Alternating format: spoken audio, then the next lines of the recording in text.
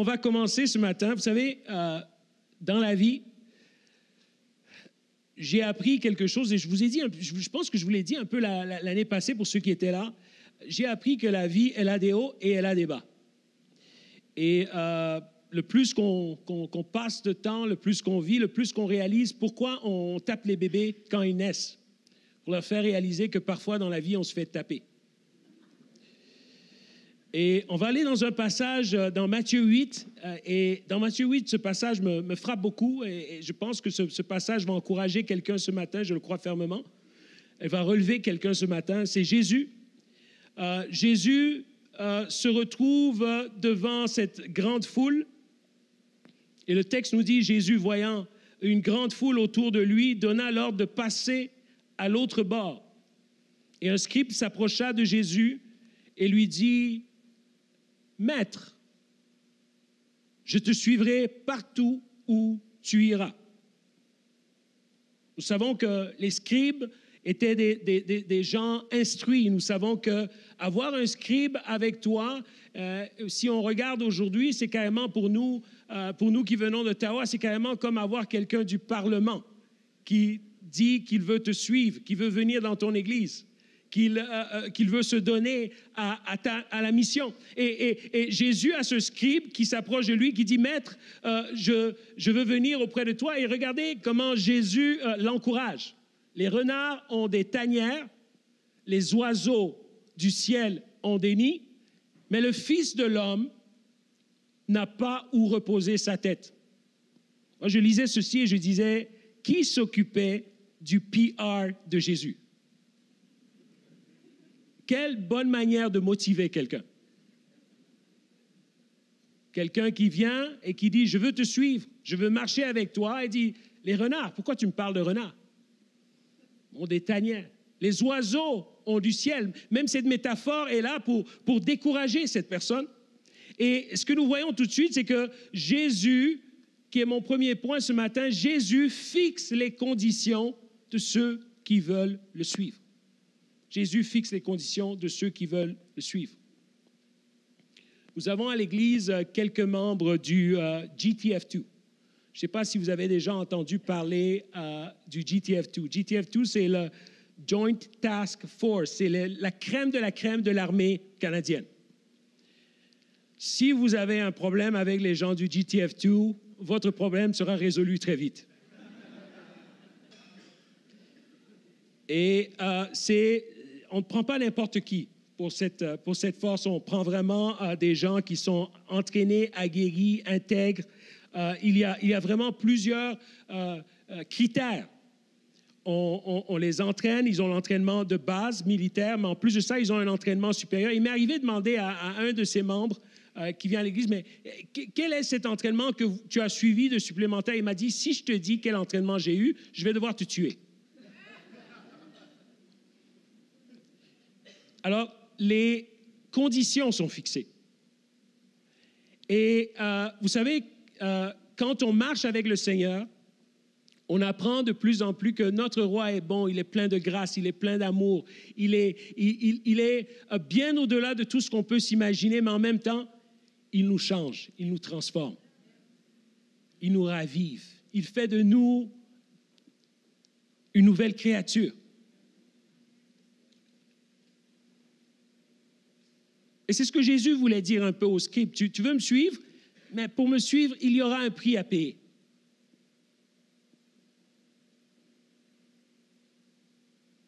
Le texte continue en disant qu'un autre d'entre les disciples lui dit, « Seigneur, permets-moi d'aller d'abord ensevelir mon Père. » Mais Jésus lui répondit, « Suis-moi et laisse les morts ensevelir leurs morts. » Et ça m'a fait un peu mal, personnellement. Quand je suis venu l'année passée, je vous ai raconté qu'il y avait un membre de notre staff qui était malade et on priait pour la guérison de son cancer. En date d'aujourd'hui, on a perdu ce staff qui est mort de cancer.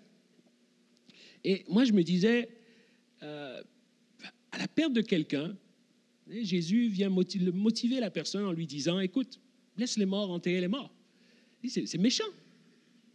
C'est méchant. Je dis, comment le Seigneur peut dire une parole méchante comme ça? Et j'ai dit, je vais faire un peu de recherche parce que mon Jésus n'est pas méchant. Quelqu'un peut dire amen un peu avec ça? J'ai dit, est-ce que c'est moi qui lis mal ou c'est... Vous savez, la Bible, c'est très intéressant. Il faut la lire entre dimanche et dimanche. Hein? C'est important, c'est très intéressant. Et là, je me posais des questions. Et quand je me posais des questions, j'ai vu que, en faisant des recherches, j'ai découvert que les Juifs avaient une tradition dans l'ensevelissement. Un peu comme au Canada, on a une tradition. On a des funérailles, on s'en va dans une église, on entend quelqu'un parler en avant, et après, on mange des sandwichs aux œufs.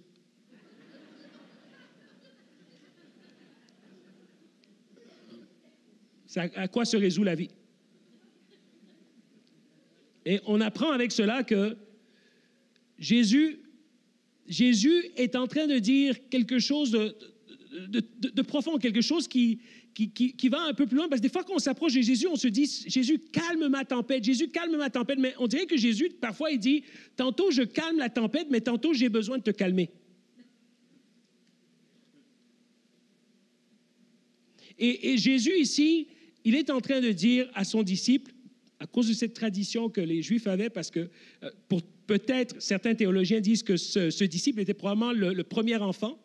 Alors, étant le premier garçon, lui devait recevoir l'héritage. Même si papa mourait, il devait rester avec papa pour 1 an, jusqu'à ce qu'il devait recevoir cet héritage. Hein, l'héritage. En tant que policier, on entend beaucoup de problèmes d'héritage. C'est comme cette personne m'a raconté l'histoire, qui prenait des assurances et prenait des assurances et prenait des assurances. Et il retournait à la maison, cet homme marié avec 5 enfants retourne à la maison et dit, ma femme est donc bien plus heureuse depuis que je suis plus assuré. Il commençait à avoir peur que sa femme allait le tuer. Mais Jésus nous dit quelque chose ici. Il nous dit que les exigences de Jésus sont en conflit avec ma tradition, avec ta tradition. On n'a pas besoin d'être dans un village pour avoir des traditions. On n'a pas besoin d'être dans une contrée lointaine pour avoir des traditions. Tradition qui est proche de nous, la tradition du hockey. Et ce n'est pas le hockey, comme ça. C'est une belle tradition. Je ne sais pas pour vous, mais moi, je suis à Ottawa, mais je suis un fan des Canadiens de Montréal. Quelqu'un peut dire amen? Mon fils ne dira pas amen. Il me traite de traître. Mais il ne comprend pas que j'ai grandi à Montréal. Alors, je ne peux qu'aimer Montréal. Est-ce qu'il y a des fanatiques des Nordiques de Québec ici? Non, hein, ils n'existent plus, mais est-ce qu'il y en a? On va prier pour vous. Et le Canadien a une grande histoire. Et j'aimerais te dire que quand le Canadien joue la série, il y a beaucoup moins de personnes à l'église. Une tradition. Il y a plusieurs traditions. Les familles ont des traditions. Nous, on avait une tradition à la maison, papa a toujours raison. Alors, quand je me suis marié, j'ai emmené ma femme en famille, on était assis, et il y avait une discussion entre ma femme et mon père. Et j'essayais de lui dire, papa a raison. Papa a raison. Mais elle, dans sa famille, papa n'avait pas toujours raison. Alors, j'essayais sous la table. Alors, à un moment, il était en discussion avec mon père et je lui ai donné un petit kick sous la table pour lui dire, écoute, papa a raison, il ne faut pas continuer la discussion. Elle m'a regardé, pourquoi tu me frappes? Tradition. Et vous savez, les traditions, ce n'est pas des choses compliquées. Plusieurs choses peuvent être une tradition. Ma tradition, c'est que je me lève à telle heure le dimanche, donc je ne peux pas aller à l'église. Ma tradition, c'est que dérange pas mon vendredi. Tradition. Et Jésus est en train de dire que mes exigences vont en conflit avec ma tradition, avec ta tradition. Il nous faut aller plus loin. Il y a un conflit de mes priorités et des priorités de Jésus. Si tu veux me suivre, si tu veux marcher avec moi, tu seras en conflit avec tes priorités, avec tes traditions, avec ta manière de penser. Jésus a dit dans Matthieu 10, 37, « Celui qui aime plus son père, sa mère, plus que moi, n'est pas digne de moi. » C'est Jésus, Le même Jésus qui m'aime, le Jésus qui est bon. Pourquoi il a dit ça? Le même Jésus qui dit, aime ton père, aime ta mère. Je pense qu'il a dit pas en contradiction, il a dit pour dire, parfois, ta démarche sera en contradiction avec mes exigences. Je veux t'étirer, je veux te faire grandir. Christ demande allégeance. Il demande allégeance afin de nous donner la vie et la pleine vie. Et maintenant, on va rentrer dans le texte qui est vraiment le sujet de mon message ce matin. Jésus monte dans la barque. Il monte dans la barque avec ses disciples. Il a parlé aux scribes. Il a parlé à ce disciple. Et il monte dans la barque. Après avoir donné son message, il dit, on monte dans la barque. Et ses disciples le suivirent. On sait que ce n'est pas une grosse barque. Si vous regardez ces bateaux, c'était carrément des petits bateaux. Et il y a plusieurs bateaux ensemble qui s'en vont de l'autre côté de la mer. Et il s'élève de la mer une grande tempête. Et qu'est-ce que Jésus fait? Jésus dort. Jésus dort, la barque couverte par les flots. Et j'aimerais vous dire quelque chose. Moi, il m'est arrivé plusieurs fois. Jusqu'à la semaine dernière, il m'est arrivé une circonstance dans laquelle Jésus dormait dans la barque. Je ne sais pas pour toi, mais tu suis le Seigneur, tu marches avec le Seigneur et tu penses que tout va bien aller pour toi. Tu espères que tout va bien aller. Seigneur, je fais tout. J'ai mis de côté ma vie, j'ai mis de côté mes finances, j'ai mis de côté tout pour toi.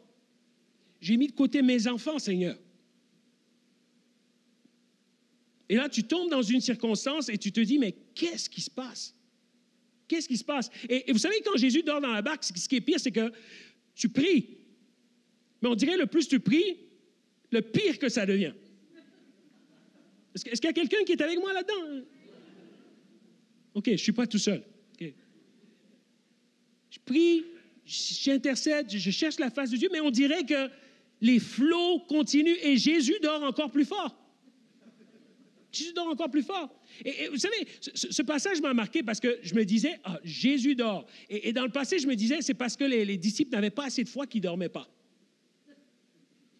Et c'est comme si j'ai appris quelque chose de nouveau en me préparant pour ce message, pour vous ici, à l'Église Fusion à Granby. Vous savez, Granby, c'est une belle ville pour moi parce que la première fois que je suis venu ici, j'ai eu une promotion en tant que détective et maintenant, je reviens et j'ai une nouvelle maison. Donc, je prie afin de revenir encore. Je ne sais pas qu'est-ce que j'aurai l'année prochaine.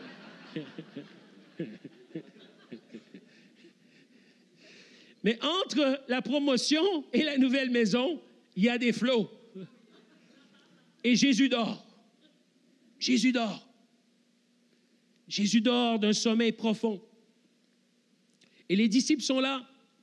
Les disciples regardent Jésus dormir. Et vous savez, ce passage me dit que Jésus peut faire plus que moi quand je dors. Des fois, on est tellement stressé qu'on n'est pas conscient que Jésus peut faire plus que nous quand nous dormons. Et vous dites, mais Pasteur Manny, ça c'est des trucs d'Ottawa, c'est pas des trucs de Granby, là, calme ta joie. C'est quoi, là? Qu'est-ce que tu es en train de nous dire, là? C'est quoi ces tomates-là? Jésus doit... Non, moi, je dois intercéder, je dois prier. Non, je ne dis pas que c'est mauvais de faire ces choses-là, mais si on va ensemble dans Actes, et je l'aurais passé à l'écran, mais dans Acte 12, qu'est-ce qui arrive? L'Église grandit, et tout ce qui arrive dans l'Église est fantastique. Il y a croissance de l'Église, on grandit, il y a des nouveaux services, on nourrit beaucoup plus de gens. Le pasteur Le Sage est en train d'avoir des idées fabuleuses et tout le monde est en train de donner pour ses idées. Quelqu'un devrait dire Amen. Et là, il y a un homme qui fait partie du groupe des proches. Moi, je me suis toujours posé cette question. Jésus en a formé 12. Un était un traître. Et puis là, je me dis, non, mais avec 12, au moins les 11, on va les garder pour que ça continue. Mais qu'est-ce qui arrive dans Acte 12? Un des proches de Jésus est tué. Jacques, le frère de Jean, on le tue à l'épée. Il dit, mais Jésus, tu as passé tout ton temps avec lui, 3 ans. Tu es Dieu, tu es l'Éternel Tout-Puissant. Pourquoi tu ne l'as pas protégé? Jacques meurt. Et imaginez-vous la tristesse quand Jacques meurt. On se dit, qu'est-ce qui va se passer? Et on se dit que c'est peut-être fini, Dieu va nous protéger et tout cela, mais ça finit pas là. Qu'est-ce qui arrive? Pierre, on prend Pierre qui est la pierre angulaire, non, Jésus est la pierre angulaire. Pierre qui est le centre de l'Église, on le prend, on l'arrête, on l'emmène en prison. On l'enchaîne. Et Pierre se retrouve en prison. C'est la fin de l'Église. C'est la fin de l'histoire. Si Pierre meurt, c'est la fin de l'histoire. Non, ce n'est pas la fin de l'histoire. Et quand vous regardez, quand vous allez dans Actes 12, vous êtes au verset 6, vous allez voir que dans cette nuit-là, Hérode a attaché Pierre entre deux soldats postés comme sentinelles. Et vous savez qu'est-ce que Pierre faisait? Votre Bible dit que Pierre dormait. Ton meilleur ami est mort, on l'a tué par l'épée. Tu te retrouves en prison. Il te reste quelques heures. Tu vas mourir bientôt. Je ne sais pas pour vous, mais moi, la dernière chose que je vais faire, c'est dormir. Pierre dort. Et je me dis, mais pourquoi Pierre dort? Et je pense que Pierre a vu Jésus dormir.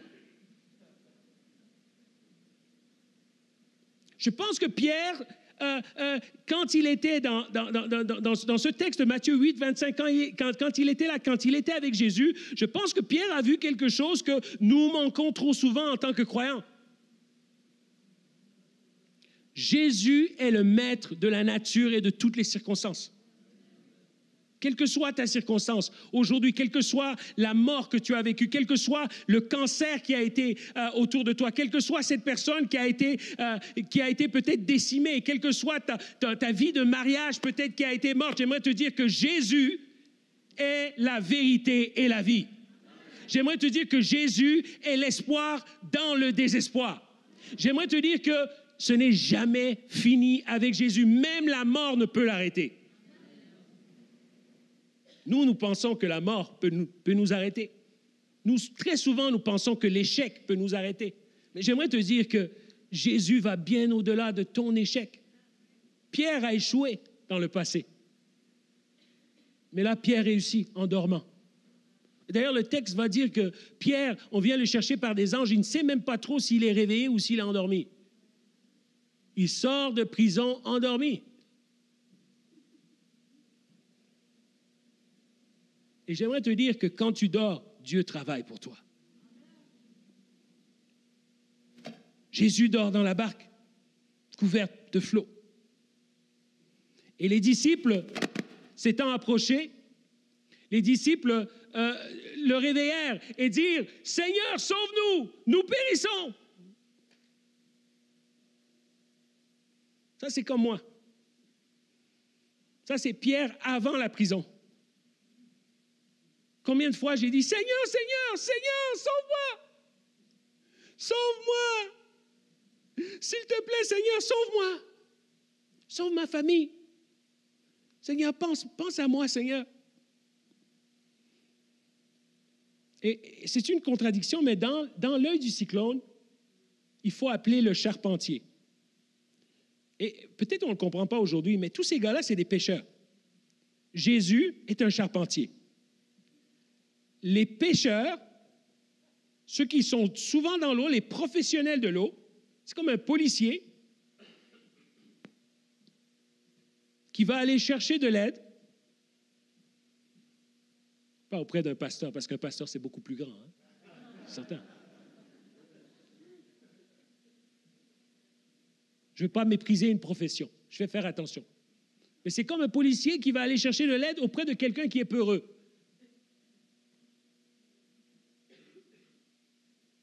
Il n'y a pas de logique. Ils sont dans ce bateau, le charpentier est en train de dormir, et eux, les professionnels de l'eau, sont en train de crier auprès de qui? Un charpentier? Ils ont étudié l'eau, ils connaissent l'eau, ils connaissent les tempêtes depuis des temps et des temps, et ils crient au charpentier. Et ici, la voix du Saint-Esprit me disait que c'est très important dans nos cyclones de comprendre que parfois, ça ne fait pas de sens. Parfois, tout fait du sens, mais parfois, ça ne fait pas de sens. Je dis, mais Pasteur Manny, écoute, dans la vie, là, il faut que ça fasse du sens. Oui, pour nous, il faut que ça fasse du sens. Pour nous. Mais j'aimerais te dire que quand il y a des circonstances de ta vie où est-ce que tu te poses des questions, mais pourquoi cette personne n'est pas telle autre personne? Une personne qui donne, une personne qui se donne à 100%, une personne qui aime, qui est super aimante, une personne qui est très importante à l'Église, et puis là, elle meurt de cancer. Qu'est-ce qui arrive? Et il y a des gens qui ont perdu leur foi sur ça. Mais je ne comprends pas. Alors, à cause de ça, je vais quitter l'Église. Tu vas dans une église, tu te donnes corps et âme dans cette église, année après année, et tu te donnes à 100%, et puis quelque chose arrive, puis l'Église n'existe plus. Qu'est-ce que tu fais de ta foi? Tu as des enfants. Tu te donnes, tu les emmènes à l'Église, tu pries pour eux, tu mets de l'huile sur eux. Tu les baignes dans l'huile sainte, tu les laves avec l'eau bénite. Et les enfants se perdent. Est-ce que tu vas abandonner ta foi? Ou dans l'œil du cyclone, tu vas appeler le charpentier? C'est dans l'œil du cyclone qu'il faut appeler le charpentier. Et j'avais à cœur une parole qu'on dit souvent et qu'on redit souvent à l'Église Nouvel Espoir. Parfois, il te faut mépriser le mépris.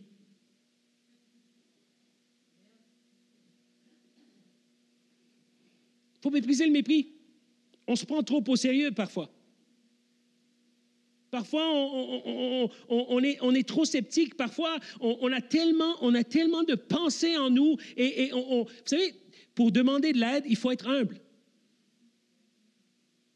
De la même manière que pour donner, il faut l'humilité. De la même manière que pour demander de l'aide, il faut être humble. Dire, j'ai un problème.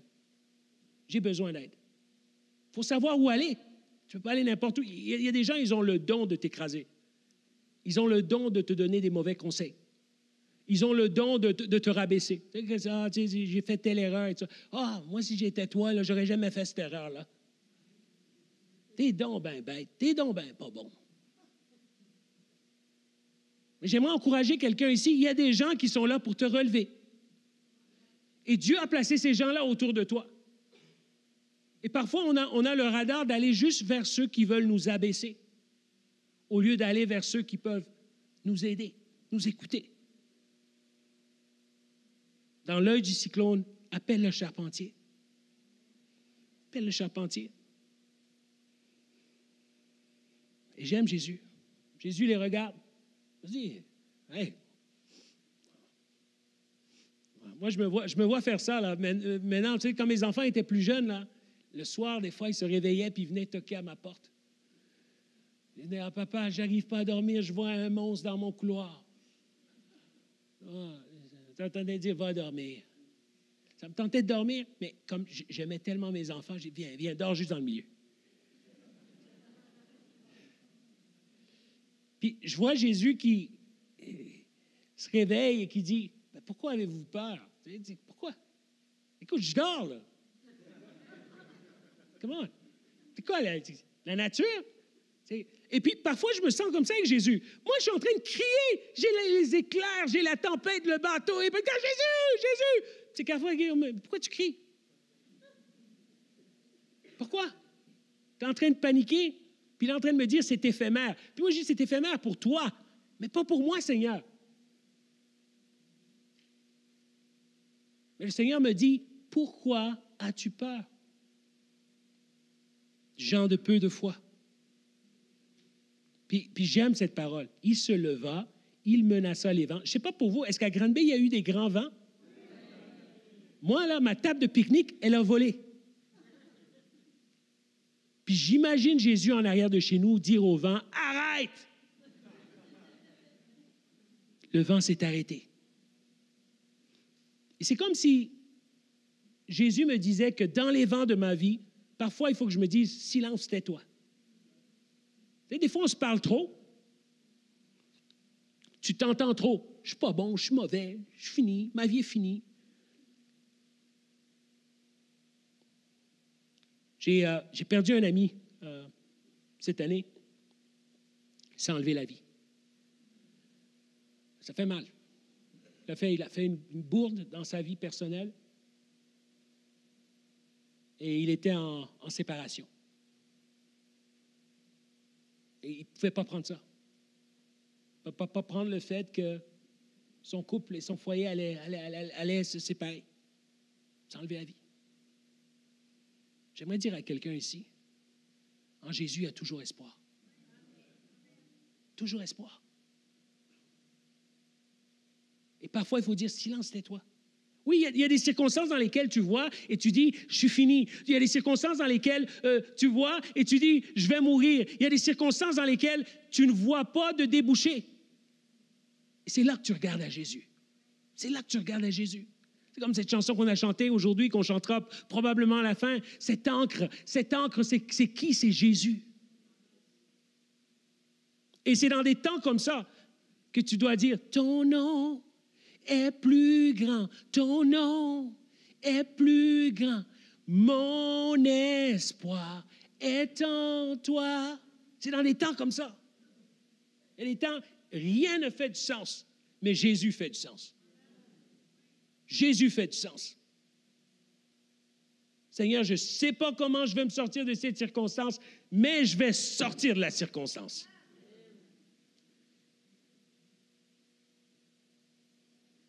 Silence, tais-toi. La Bible nous dit que ses pensées sont plus grandes que nos pensées. C'est pour ça que dans Acte 12, quand Pierre arrive, après avoir dormi, arrive à la porte, toc, la servante est là, elle entend, elle regarde. Et puis Pierre est en train de s'enfuir, là. Il s'est enfui de prison. He's wanted.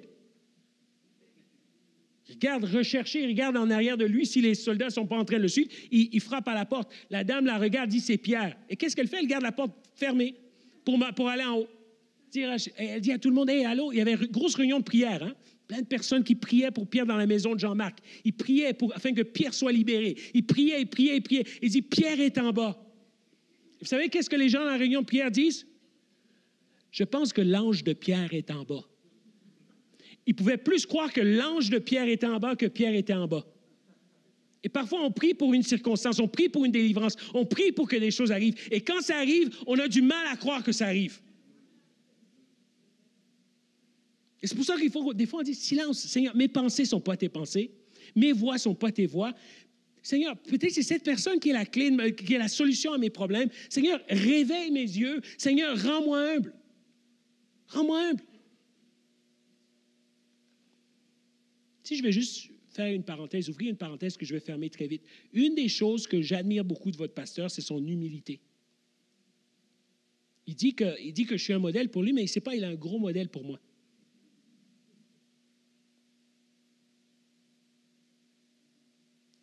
Vous savez, les gens humbles sont capables d'accomplir beaucoup de choses. C'est une grande qualité. Surtout en 2019, les gens humbles sont une denrée rare.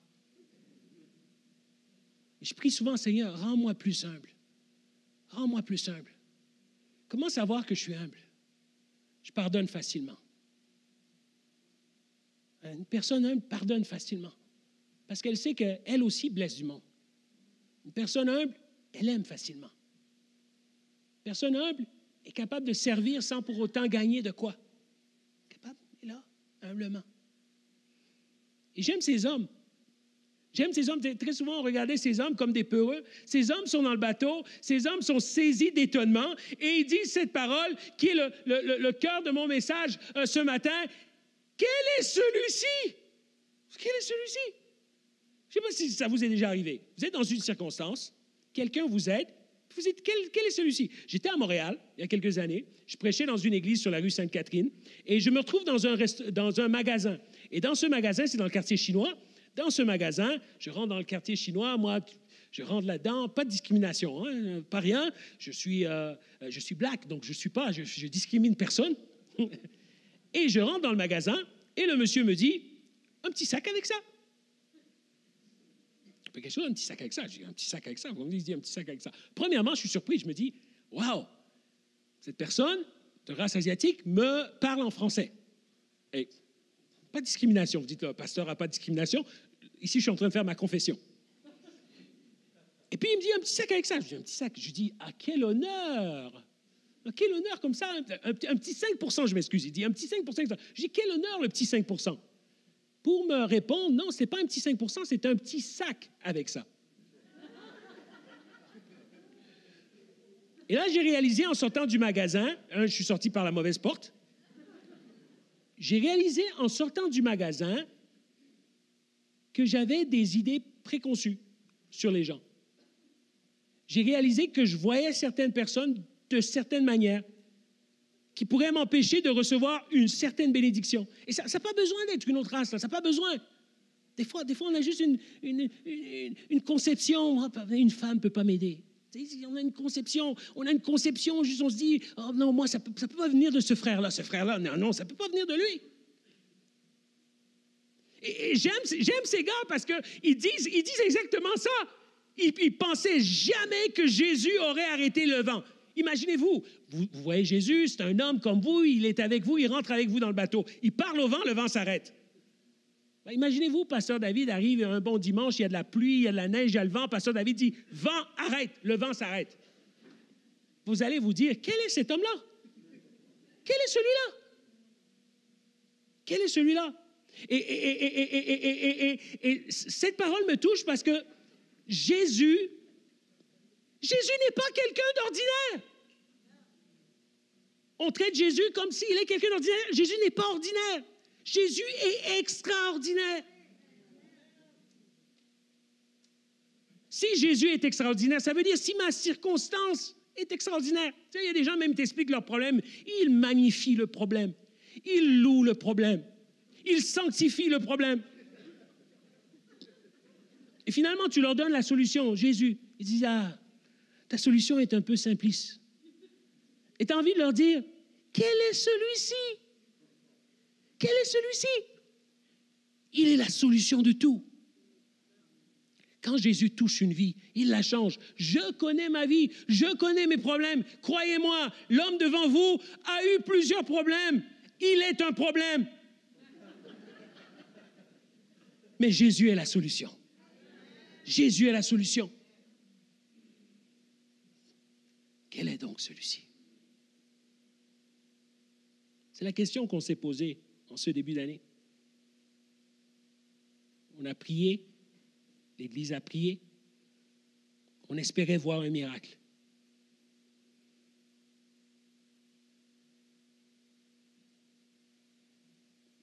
Notre chère pasteur Janine est partie. Vous savez, ce qui est encore plus touchant, c'est qu'elle semblait avoir plus de foi que nous. On allait la voir et nous poser la question, est-ce que vous gardez la foi? Est-ce que vous continuez à l'Église? Elle suivait les services et on a commencé à avoir les services en ligne afin qu'elle les suive.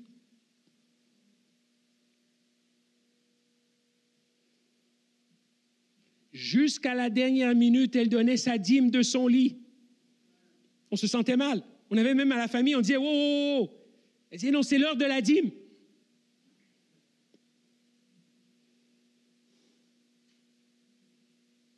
Mais elle mourait de cancer. C'est pas normal.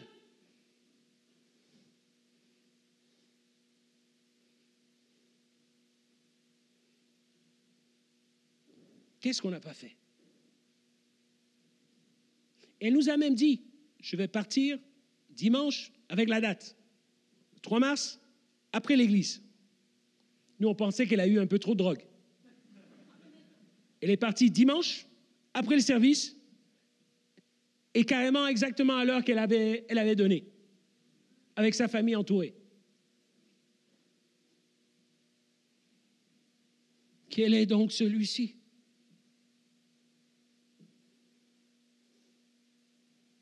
Et ma foi a été fortifiée, mois après mois. Et il y a une parole que Dieu m'a donnée un peu au travers des mois, cette parole de Élisée qui est mourant dans l'Ancien Testament, le prophète Élisée qui meurt et il y a un roi qui vient auprès de lui qui dit, prophète, mon père, ne meurs pas. Qu'est-ce que je vais faire sans toi?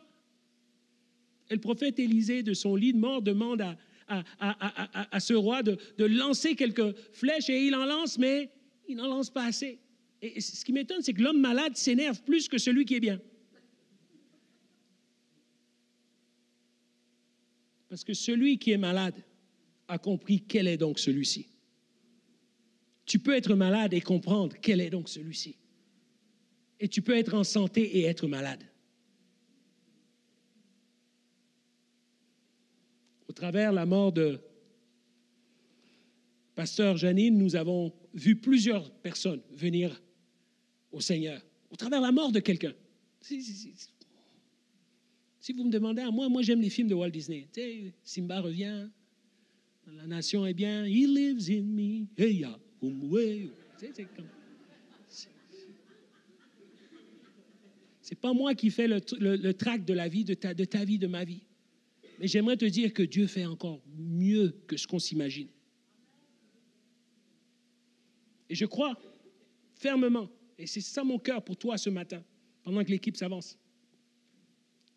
Je crois fermement que si on comprend la puissance de Jésus, si on comprend, si on s'attache à cette puissance, quelles que soient nos circonstances, je crois fermement qu'on va vivre des temps merveilleux, des temps de santé émotionnelle guérie, des temps de santé physique, où est-ce que nous allons vivre la guérison, des temps de santé spirituelle. Je pense qu'il y a certains que vous avez perdu le « quel est donc celui-ci? Quel est donc celui-ci? » Il y en a certains, tu es là et tu regardes les tempêtes, tu dis « Waouh, quelle tempête! Waouh! Waouh, quel éclair! Waouh, quel problème! » Mais tu as oublié qu'il y a quelqu'un qui dort dans ta barque. Et Dieu m'a emmené à Granby pour te dire qu'il est dans ta barque. Il dort. Ah oui, il dort. Il dort. C'est une bonne nouvelle qu'il dort. Tu sais, pourquoi il dort? Il dort pour la même raison que je dormais quand mon fils venait dans ma chambre pour me dire qu'il y avait un monstre dans le couloir. Je savais qu'il n'y avait pas de monstre. Mais lui, mon fils, il voyait vraiment un monstre. Comment je le sais? Moi, j'en voyais des monstres quand j'étais enfant. Puis j'allais voir mon père et ma mère, je disais, il y a un monstre dans le tiroir, là, il y a un monstre. C'est en grandissant, tout à coup, on réalise que, oh, non, c'était juste le linge qui était dans le couloir que je pensais que c'était un monstre. Puis je pense qu'en Jésus, c'est la même chose. Il y a des monstres dans nos tiroirs. Puis on pense que c'est la fin de tout. Mais j'aimerais dire à quelqu'un ici, c'est pas la fin. Jésus connaît plus que toi, connaît plus que moi. Jésus va parler au vent dans ta vie. Jésus va parler à tes démons. Parce que c'est ça qui arrive dans la suite. Il va parler à tous tes problèmes. Et puis tu sais, qu'est-ce qui va arriver? Il y a une paix qui va t'envahir. Alors, on va se lever. Et en conclusion, j'avais à cœur de proclamer ce chant, de chanter ce chant ensemble. OK, on va prier ensemble. Seigneur, merci pour ta présence. Sois cette encre pour nous. Sois cet espoir pour nous. T'élevons, Seigneur. Nous voulons t'élever ce chant, Seigneur. Sois un encre pour nous.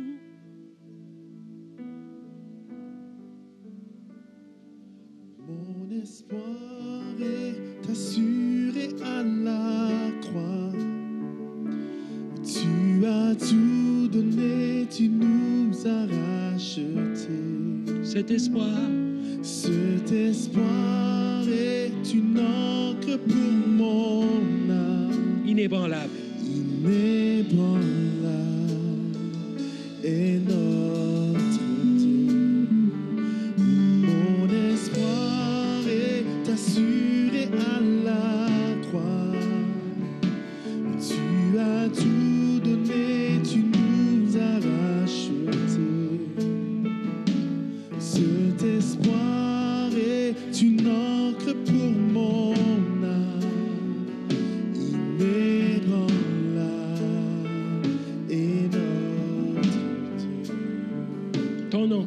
Ton nom est plus haut, ton nom est plus grand.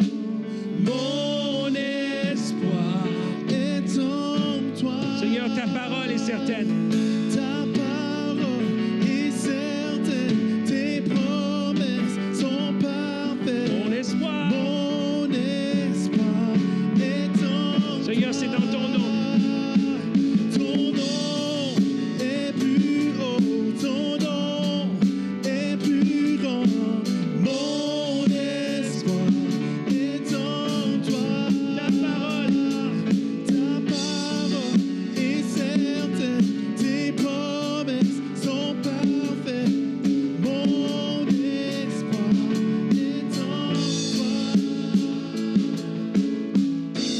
dire quelque chose à quelqu'un ici.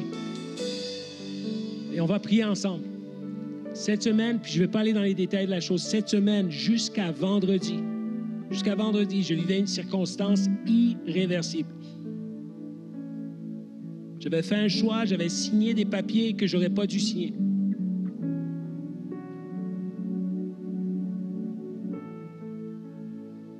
Ma famille aurait été dans des problèmes à cause de ça.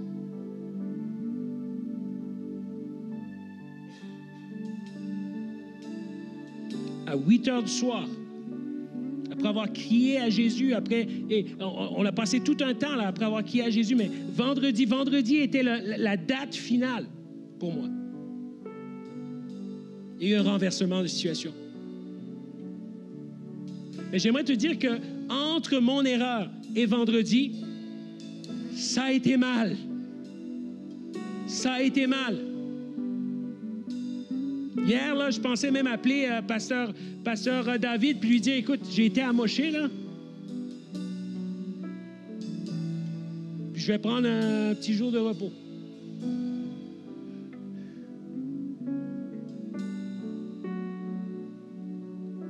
Mais j'aimerais te dire que la délivrance du Seigneur, tu t'attends pas quand elle vient.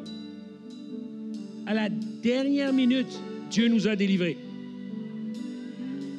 À la dernière heure.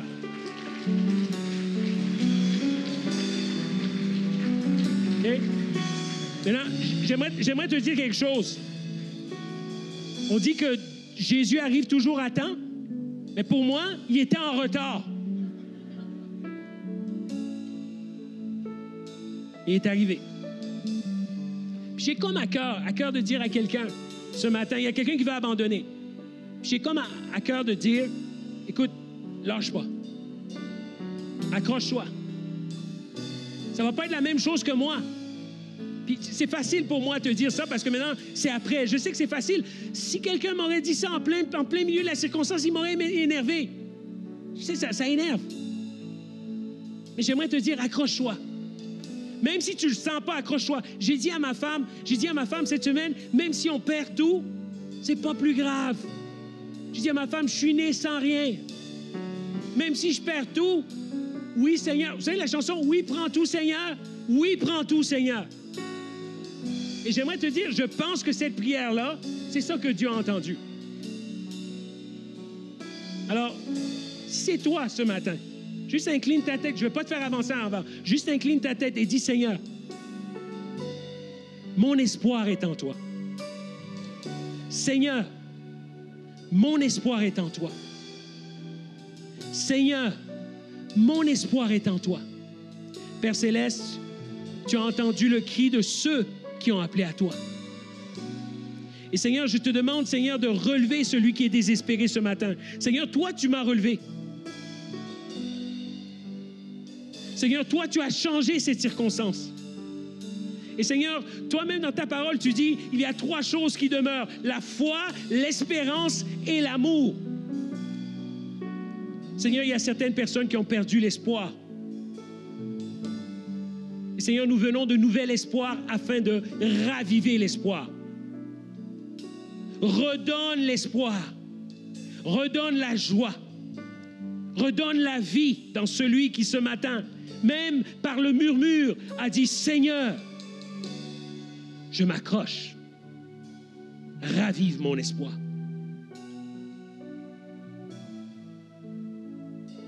Seigneur, celui qui a fait une erreur et qui pense que cette erreur est finale, Seigneur, je te demande, Seigneur, de le relever. Parce qu'en toi, il n'y a pas d'erreur finale. Toi, tu es le Dieu qui recycle toutes choses. C'est toi qui nous as appris le recyclage. Et tu changes toutes choses et tu la fais nouvelle. Et je te remercie pour cela. Seigneur, je te remercie pour cette assemblée. Cette assemblée qui nous bénit et qui bénit tant de monde. Et Seigneur, je te demande de la bénir, de multiplier les entrées dans cette assemblée. De multiplier, Seigneur, l'Église encore. Que l'Église soit encore plus grande. Qu'il n'y ait pas assez d'espace ici. Qu'il n'y ait pas assez de chaises ici. Seigneur, nous te demandons, Seigneur, que toi, tu t'étendes ici dans cette ville de Granby. Je te remercie, Seigneur, pour ce que tu fais déjà. Ils sont un modèle pour nous.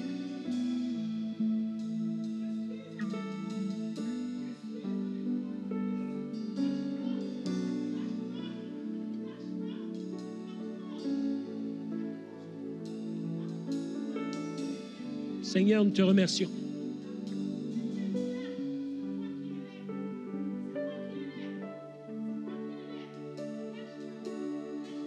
Te remercions pour ton action. Te remercions pour ce que tu fais, Seigneur. Te remercions parce que tu es parmi nous, Seigneur. Et maintenant que nous allons retourner vers la ville d'Ottawa, Seigneur, je bénis chacune des personnes qui est ici dans ton merveilleux nom. Et tous ceux qui le croient, on peut dire un grand amen. Ton nom, Ton nom